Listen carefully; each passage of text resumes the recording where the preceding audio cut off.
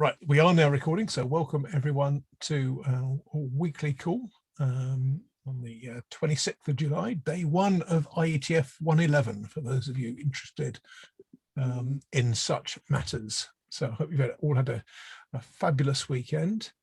I will quickly share my screen, which invariably I get wrong every time because the UI is not ever quite what I anticipate. Right, here we are. Right, let me try doing that again.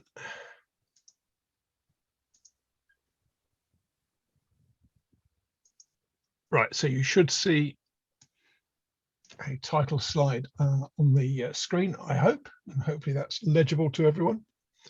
Yeah, thanks. Marvelous. Right, so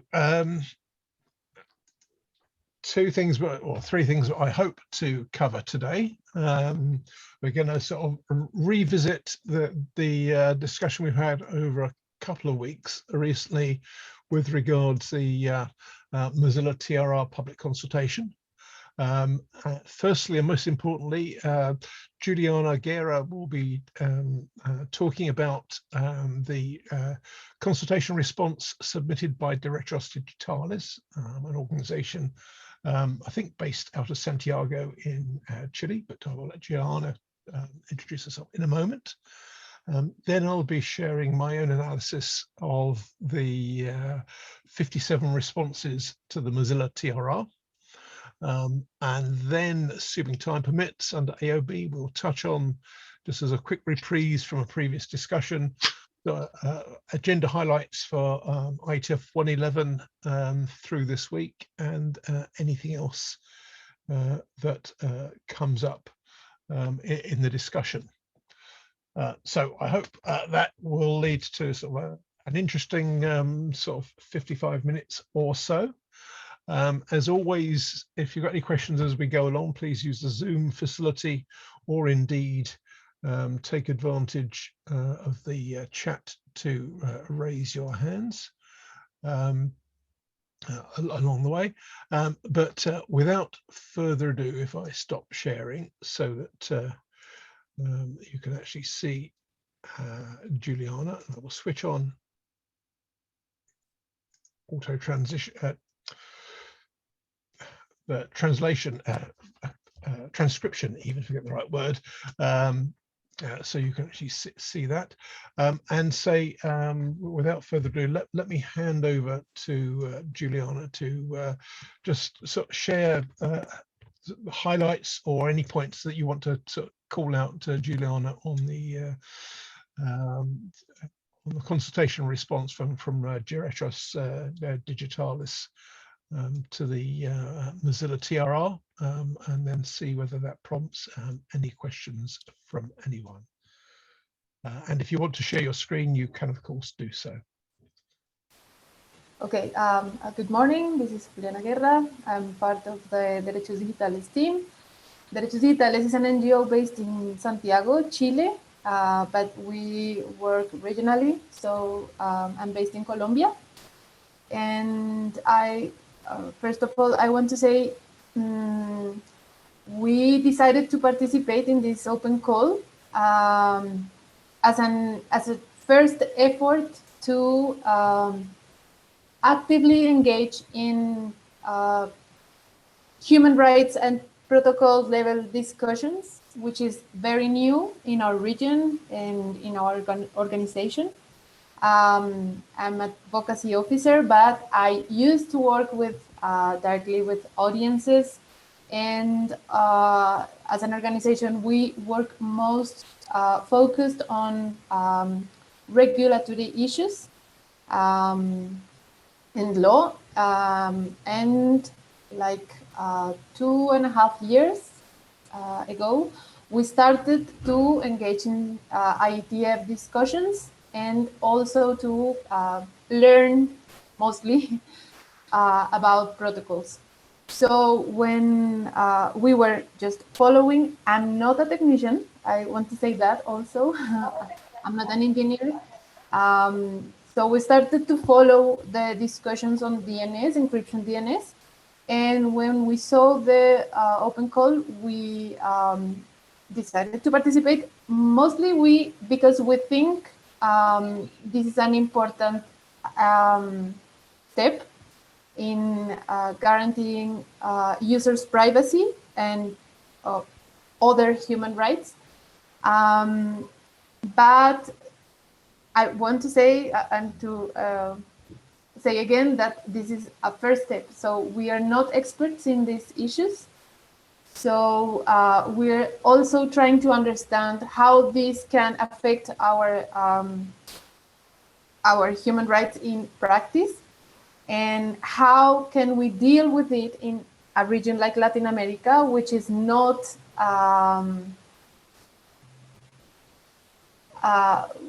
which doesn't have like an industry, right?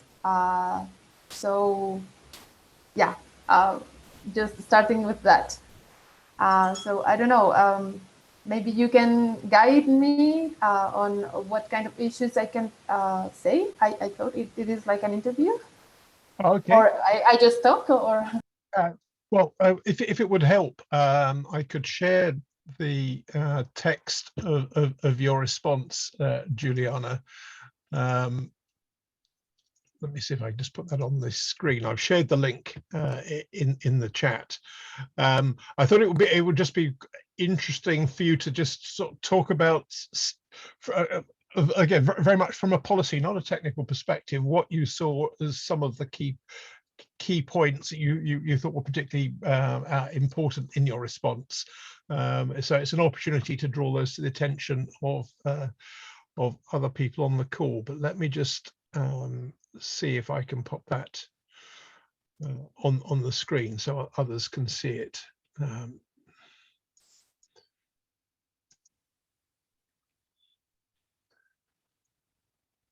So I don't know whether that's legible. Is that that's probably better, maybe a bit too big. So you'll see that on the screen, the sort of page 1 of the response that Juliana and colleagues submitted, which I think, as you said, Juliana, sort of very much focused at the human rights angle rather than technology, which makes perfect sense given the nature of your organization. Just highlight it here, and obviously because of where you're based, your geographic context will be quite different to many of the people on this call who are based in Europe or North America. So you'll have sort of different concerns, I think, about what the most important parts of the TRR policy are, and I'll just slowly page through it to give people a chance to scan the text if they've not had a look at it already. But what was it about the TRR that attracted your attention to actually do a response? Was there anything in particular that caught your eye? Okay, maybe I can say, just to highlight, we were more focused on data retention and how can, in a scenario of TRR implementation and DOE implementation in our region, how to how must the response be in emergency circumstances. And in that case, I want to say, as you may know, in Latin America, in the last 3 years, I think, we've been in a kind of a permanent unrest in different countries. So historically, we have like data retention laws, which have a lot of time. The ISPs must preserve the traffic data. In Colombia, for example, is 5 years. In Mexico, for example, it's 2 years. And in this situation, we are experiencing now in Colombia, for example, or in Chile, what happened 2 years ago. It becomes like problematic because we don't really know what they can do, but they have to have the registered all traffic data. So this is a specific scenario we see. It is very important to protect, to encrypt the data, but it is necessary to be transparent because we have okay, and parentheses, I want to say here that what we were focused more was the expected human rights standards these TRR must comply with. But in our region, as we have like these bills, it is not necessarily respected, and we for example, we don't have like a tradition of censorship or not open open censorship by governments. For example, this is very new in some specific countries. For example, I don't know, Peru, Argentina, as we included in our response, Venezuela, but we have an emergence of new cyber crime bills in many countries, and this is new, and this is we are working to stop those projects. But what we see is that our regulators, our ISPs, and our legislators don't really understand what is what is the problem with hyper-identify survey. But we have this fear by regulators to in this context of permanent unrest. So what we see in the expected human rights standards is like to be transparent, to comply with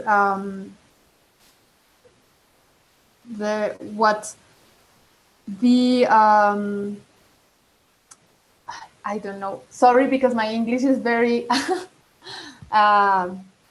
precarious. So I'm a little nervous. So I am trying to connect my ideas in Spanish. Sorry. You're doing fine. Sorry, what? You're doing fine. So. Yeah, but it's like in Spanish is clear, but so I am trying to connect it in English. But I don't know if you understand. So we have what, I don't know, the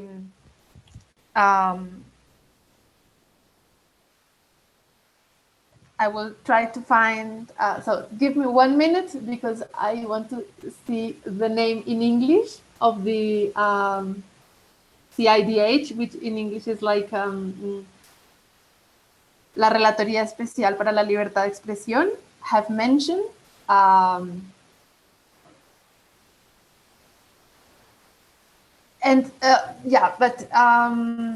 So yes, just to highlight, because I am getting in troubles now with my English. Yes, it is important to understand this new scenario of emergent cyber crime bills to prosecute in a preventive manner, or also not after a crime or has been committed, but before. And they are getting, this is happening in Colombia, in Chile, in Mexico, in Venezuela.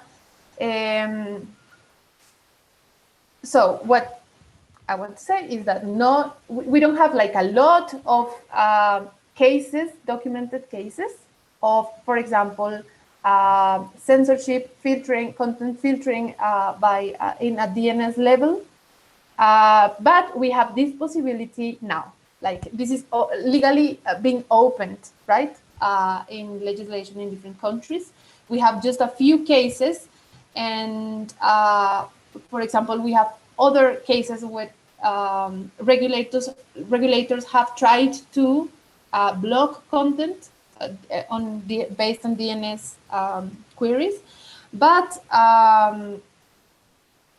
it has been stopped because we don't have like because law can't allow this blocking. Yeah. But the scenario is changing, right? So we are sure the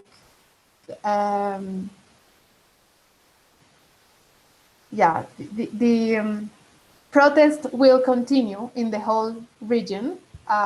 So in this context, we think it's necessary, and we welcome a lot how this TRR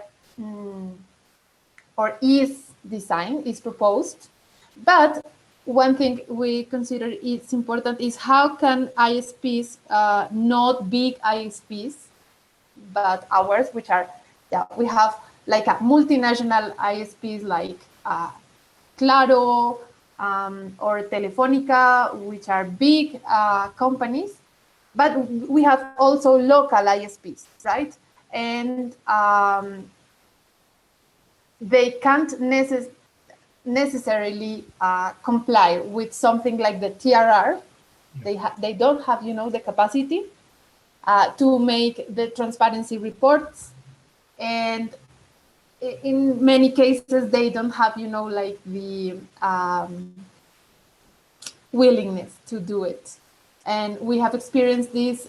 We shared in our response the case, for example, from Who Has Your Back, which is, maybe you know it. This is an initiative from the Electronic Frontier Foundation to rank the ISPs and how they manage our data. And we've been doing this in different countries in Latin America. I think we have like 5 versions or something. And we have seen like a little progress in how to, in the transparency reports and the compliance with data protection laws.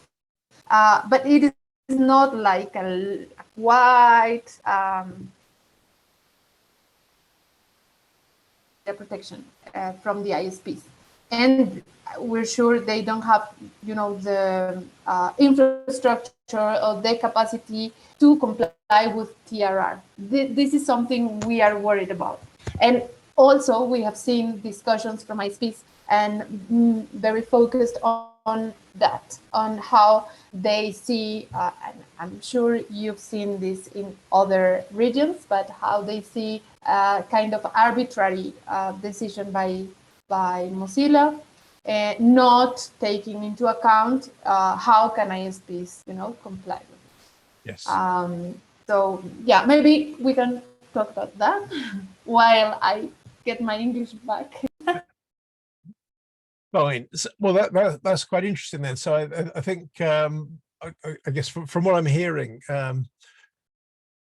the difference, as I understand it, for many of the countries that you're looking at in South America, is you don't have an existing framework like, for example, GDPR, and some of the legislative sort of structures in place. So to sort of rephrase what I think you said, there's stuff coming through the various legislative systems which may or may not put that in place. Some may be good, some not so good. So I take it that the attraction potentially with something like the TRR is to give a structure that ISPs could work to. But as you said, the TRR as it's currently constructed probably isn't ideal for small ISPs to easily adapt and become part of the TRR program. And to be fair, I think that's something that was, that's the point that was made in a number of the consultation responses, the need to engage with ISPs better.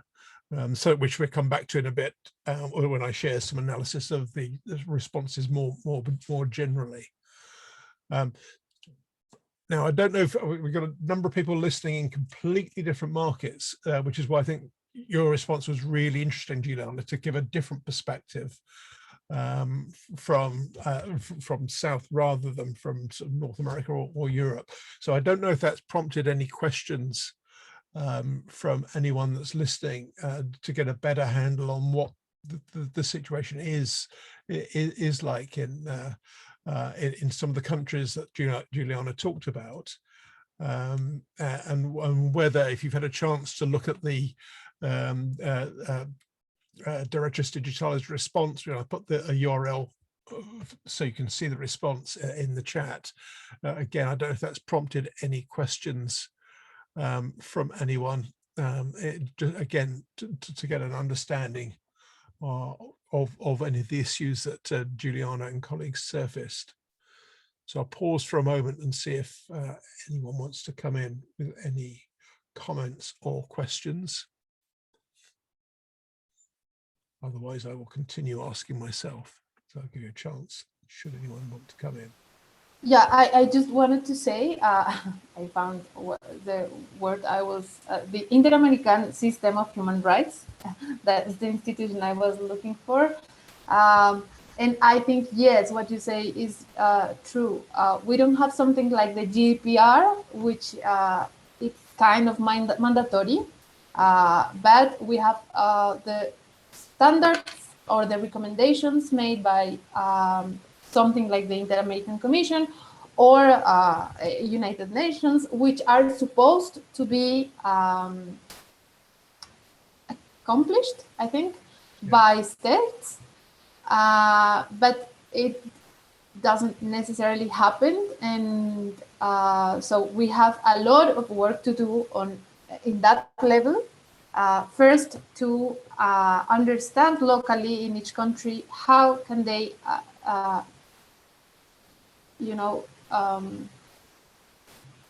satisfy the recommendations, those recommendations which are high expected, like from a privacy perspective, not to say anything about other human rights, but just privacy, which is the more understandable right, and which is directly connected with other human rights.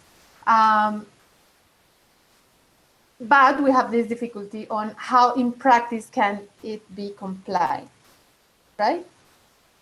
So we have different cases, but we don't have also in each country like strong data protection laws. We don't even have data protection laws in some countries. This is a work in progress, let's say. And I didn't understand what you court cases said. It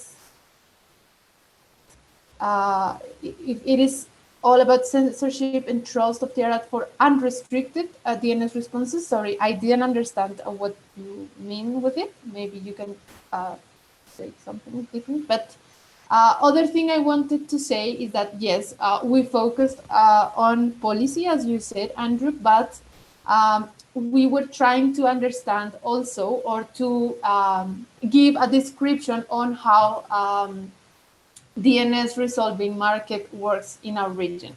That is something we felt a little frustrated because we couldn't make like a little overview on how it happens. But what we see, like not in a rigorous research, is that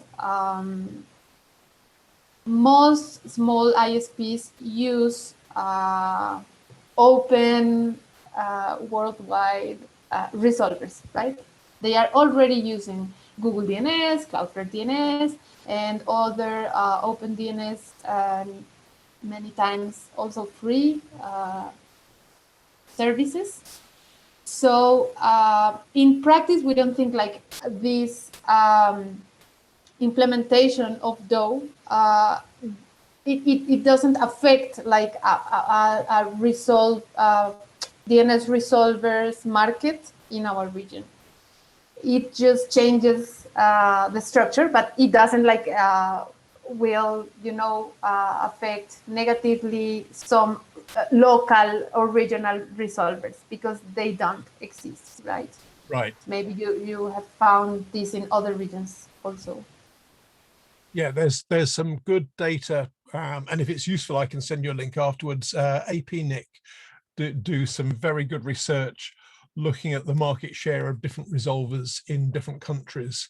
And from memory, I think globally, Google comes up with about 15% market share, or as nearly 30% if there's fail. So it's I think the first choice for about 15% globally, second choice in a further 15% of cases, which is a pretty impressive market share, and a high percentage of that, to your point, Juliana, is where ISPs in some markets have outsourced their DNS to Google, or indeed, since Bill's on this call, to Quad9 or other equally capable open resolvers, of which there are a number, but certainly I think Google at the moment has significant market share. So what I would encourage to people on this call, if you've not had an opportunity to look at the the response, take a look at the link in the chat. It's well worth reading, purely to get a sense of what the market conditions are like in a market that perhaps a number of us are unfamiliar with, and therefore what the issues are in that market. Because my read of your response, Juliana, was it's clearly it's quite different. So therefore your perspective on the issues would be different to those of us in other geographies, and that makes it very useful to do. So again, I just pause to see if anyone has any questions for you for a moment, just while I take a quick slug of water. And I can see there's a comment. I think Kurt's put a comment rather than a question. Yeah, about sort of trusting the resolver operator, which is a fair point. Because of course, as a side issue on a technical point, at the moment, Mozilla doesn't require the use of DNSSEC. So you are taking on trust that the responses you get are the correct responses to queries. And as Glenn has also commented in the chat, the sort of market breakdown will vary quite considerably between regular DNS and DNS over HTTPS, but I think by the nature of DOE being still relatively immature as a market, so the market shares will be quite different there. What I propose to do then, Juliana, and that's really helpful, so thank you for sharing your perspective. You might find this interesting. In the absence of Mozilla publishing its analysis of the responses to the public consultation, I've done some analysis myself. So if you bear with us, I'm going to put on the screen some just very quick analysis of those responses.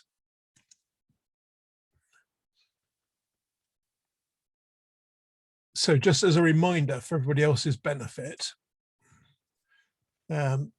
I'm hoping you can see the slide on the screen. The public consultation that Mozilla undertook closed. Sorry, Andrew, it's not not shared this time. Oh, okay. That's probably because I haven't pressed the share button. I'm staring at it, but not actually sharing it. There we go. Thanks. Is that better? Thank you. Right, so just as a reminder, the public consultation closed on the 20th of January. Mozilla has published the details of all 57 responses, which is where I came across the Derechos Digitalis response. And I put a link in the slide, which I'll happily share with people afterwards.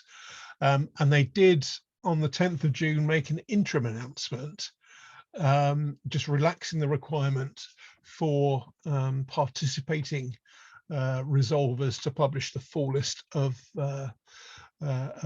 any sites that they're blocking, because they realized that was causing problems, and that came up quite frequently in some of the consultation responses. However, what they haven't done yet, and we are, what, 6 months after the close of the public consultation, is to actually publish their definitive analysis, conclusions, and what, if anything, they're going to do next as a consequence. So absent that analysis, I've sort of gone through those responses myself. And you'll find, if you've not seen it already, you will find the sort of details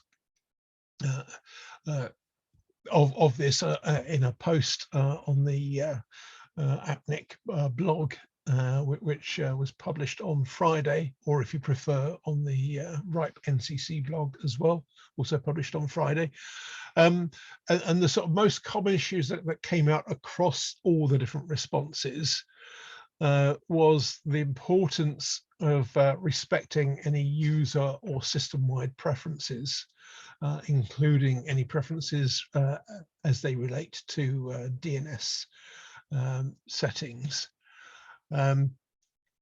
Also, the importance of respecting local legislation as it applies to matters like privacy, content blocking, or indeed information retention, something which Juliana touched on a few moments ago. To make content filtering optional, so you could opt into it for things like malware filtering, parental controls, something which is not possible with the current sort of TRR policy. And as we were just discussing a moment ago, work with ISPs so that DOE is more widely implemented, and there's rather more resolver choice within sort of the TRR program that is currently the case. Ideally, provide better support for the needs of enterprises, and we've discussed on this call previously the importance of split horizon DNS, for example, but there are certainly other needs. And very much from a European perspective, be compliant with GDPR, so that, for example, you don't have to share personal data with US headquartered entities, which those of you that follow GDPR matters will know is viewed as somewhat problematic by the authorities currently. And then finally, on the sort of the common issues that came up multiple times across different responses, including, I think, the Derechos Digitalis one, addressed some of the concerns relating to centralization, which seem to be inherent within the TRR policy. And obviously a key one that would help with that would be more resolver options through engagement with ISPs. And all of sort of these points came up sort of multiple times across a range of different responses. I then sort of picked out a few others which came up less frequently but seemed to be particularly pertinent, such as fix the user dialogue that comes up relating to DOE the first time Firefox installs, so you don't have this, well, both rather limited information about what's going to happen, and also a very overt dark pattern to really encourage you to press that bright blue button rather than to disable protection, which sounds absolutely a dreadful thing, and who who would possibly want to do that. And then a few other specific things which come up a few times, such as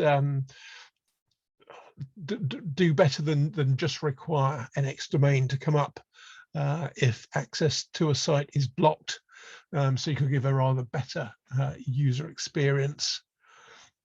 See if there's a more cost-effective way of doing auditing. Again, this was something which was in the in Juliana's response, because of that very much presents a barrier to entry to smaller resolver operators. Actually address the dearth of technical requirements in the policy. Again, we've discussed on this call previously, support RFC 8932, the technical requirements, specifically those in section 5, which would require support for things like DNSSEC and others, things which I can't immediately think of. Preferably support an option for same provider auto upgrade. Again, something we've discussed on this call previously. And then be remiss of me not to say, when a suitable standards-based resolver discovery method is available, implement support for that as well within Firefox, or in fairness, that's not going to be possible just yet to do that. And then just sort of conclusions, again, which I expand on in a little bit more detail in my blog post. So key things really to make this fit for purpose are respect user and system settings. I think that's really the critical ones. So actually work with rather than against legislative requirements, and absolutely support content filtering, so users can be protected from malware exposure. Sort out the needs of enterprises, comply with GDPR, and if those things are done, then there'll be a tool that I think is much more worthwhile. And then finally, I should point out, there's already a resolver policy that does many of those things, which is the European resolver policy. Which has already been supported by a number of organisations that are on this call, as we touched on earlier, and maybe that's something that Mozilla could consider adopting itself as an alternate route to expand its DOE footprint, rather than continuing with the TRR program. But you never know. That's just my thought on that. So let me pause there and see if that prompts any comments or questions from anyone, or indeed if anyone, if that's prompted any thoughts that might be also relevant for Juliana. And I just will try and catch up with what it says in the chat, whilst if anyone wants to raise their hand and come off mute while I'm doing that, do feel free to do so.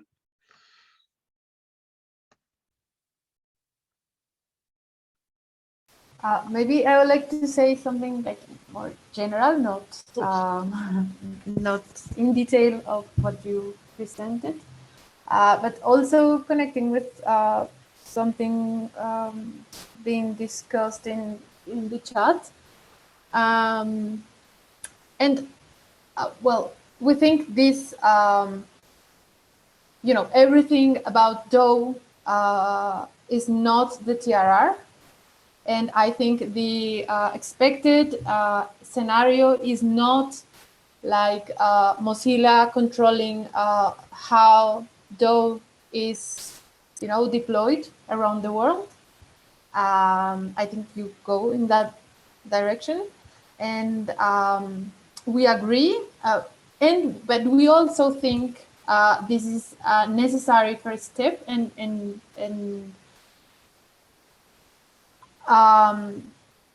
for example, we are really committed with user consent and the importance for users to understand what they are doing on the internet, and we know this is not the case right now.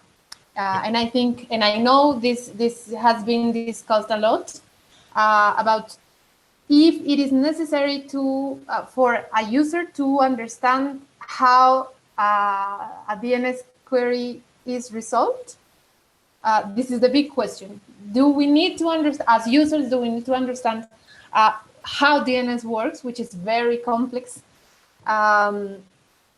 or we need just to trust, not understanding? And this is, I think, in every input we can give to Mozilla or any other company, deploying DOE on user interface, user experience. It needs to, it needs to connect with these questions. Do we need to understand? And I think, yes, we need to understand at least a few things, general things on how DNS work. And I think it's very important for users to opt in or not content filtering and using one resolver or another, not to be, not to be like obligated, I don't know if that is a word, to use a specific resolver service. But the situation right now is that we don't have that control by ourselves. We don't know how it happens. It's now in discussion because of these changings. So in our case, for example, we can circumvent blocking, surveillance, and whatever other action that can restrict our rights by using a VPN, for example. But we need to understand how a VPN works. We need to install it. So it is not used by many people, which is at risk. So I think what I want to say is that of course, this is not, it doesn't, this process can't be, stabilized in this moment, like the TRR is the solution. I agree with what you say. We need to find ways to diversify the market and also, standardize the policy, right, in our regions, and also, GDPR has been very useful to guarantee our rights in regions like outside Europe, right? So all it needs to happen, but I think also right now it is quite useful and necessary to protect, to encrypt DNS queries. And in terms of speed, navigation speed, it changes a lot from using a VPN or DOE in your browser from a user perspective. So those things, I think, those things are very important also. And it has to do, of course, with consent and informed consent by users. And I don't have like a unique answer on that. But I think this is like the right way to guarantee our privacy. Yeah, so, I think that's an important point, Juliana, that probably one of the key things that will underpin this is better education of users, better clarity of communication from providers, so that there can be genuine informed consent. And if there is, then that will be a good thing. And then people can make their own choices based on the advantages and disadvantages of different resolver operators, or indeed use other options like VPNs, or even other tools as they see fit, things like Tor and so on. But without that education, they won't be in a position to make those choices. And I guess as a sort of a reflection for some of us that will be attending the IETF conference throughout this week, IETF doesn't really do sort of policy issues, yet probably most of the things that we're talking about are really to do with policy, not the technology. The technology is, dare I say it, comparatively easy, but it does have policy implications. And that, so in my view, that's one of the, I think, the problems with IETF, that if you don't consider the policy, you really miss probably 3/4 of the discussion, because there are very real policy implications from these decisions. But on that note, I think we should move on. So thank you, Juliana, for joining. That's very much appreciated. And I do hope that people will take a look at your consultation response, because as we discussed, it raises perhaps issues and gives a different perspective on this whole topic, which I think will be very valuable. What I'd like to do now, just to finish off, is just to remind people, and so I'll just quickly share screen again. We touched briefly on this on the call last week, with just talking about the IETF 111 conference, and I thought I would just put up a reminder for the sessions through this week. These are some of the working group sessions that we touched on that looked like they'd be particularly useful. So you'll see them hopefully on your screen. Sessions 1 through 3, Monday through Friday, with the exception of Thursday, where it's actually session 4, where I've put 2 options. Those in bold are ones which look like they've got particularly relevant content, but your perspective may well differ from mine. There's also the ANRW session, which sort of runs in parallel effectively with IETF, effectively in session 1, Monday through Wednesday, and it does have the advantage, if you go to the ANRW program, and I put the link on the slide, you can actually view the presentations in advance. I think the intent is view them in advance, because the sessions themselves will focus on questions, not to replay the presentations. And on Wednesday, there's sort of 3 presentations touching on sort of DNS privacy related matters, which unfortunately clashes with the TLS working group and MADINS BOF amongst others.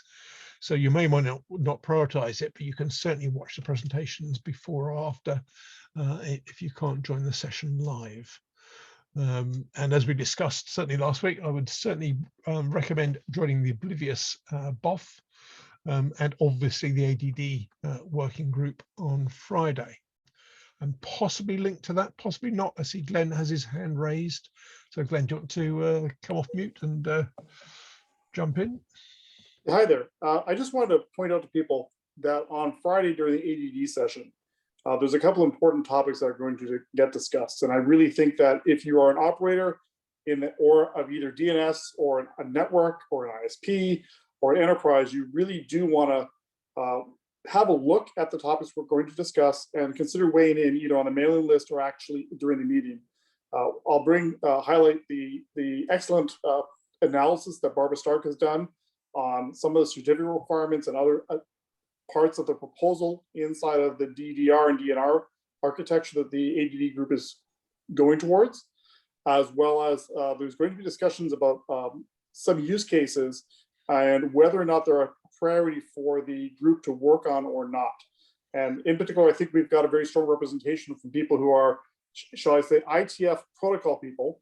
What we really could use is some eyes and thought from people who have to take these standards and deploy them.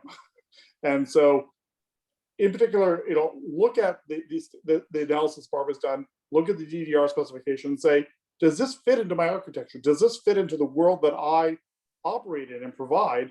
And if it doesn't exactly fit in there, could it fit, or does it need changes? Because it's getting to the point where it's a fairly mature draft, and it's time for us to make some hard decisions, potentially about future direction. Should we expand and include aspects of it, or should we change something before it gets too solidified? This is a great time to look into those proposals and say, does this work for me in my context? And if it doesn't, then come to the IETF either on the mailing list or in person or both and say, it doesn't quite work for me, and here's why. You don't have to have a solution necessarily, but your voice and your opinion of why it may not work for you is incredibly important to us as we develop these standards. So please weigh in. And if you're uncomfortable with going directly to the list because the IETF can be scary, feel free to reach out to me or reach out to Andrew, and Andrew can relay on to me. As many of you know, I'm not a scary person. I tend to be pretty gentle on these things. And my goal here is to make it all work for everybody. So please participate. There's my pitch, Andrew. Fantastic. Well, I think that was clear. Everyone should be very well informed that take a look at Barbara's draft and others. Just if you glance at the agenda for the working group session, it will tell you which drafts are relevant, and engage. And if you don't engage and don't like the output, well, you've had fair warning, I think. Yeah, I'll just ask for people who aren't used to navigating the IETF, if you go to the IETF meeting page and you find the working group session, on the right-hand side there is a link to what they call working group materials or meeting materials. And in there, you will find a link to all the drafts that are being discussed, including presentations that have been pre-populated into the system. So ahead of the meeting, you can read it through it, and you can even look at the presentations that people are going to give. Yeah, and it's definitely recommended if you, assuming you have the time, if you've looked at the papers or presentations in advance, it'll be much easier in the working group discussion. So it's well worth investing the time if you can. And of course, for those of us in Europe, we have all day to look at the papers in advance of the discussions in the evening. So we're really lucky in that regard. Of course, sleeping might be a bit of a luxury, but there you are. You can't have everything. Right. Does anyone have any other business or any other points to raise in the remaining 2 minutes before we finish the session? So I'll just be quiet. See if anyone else wants to unmute. I can't see anything in the chat to call out particularly.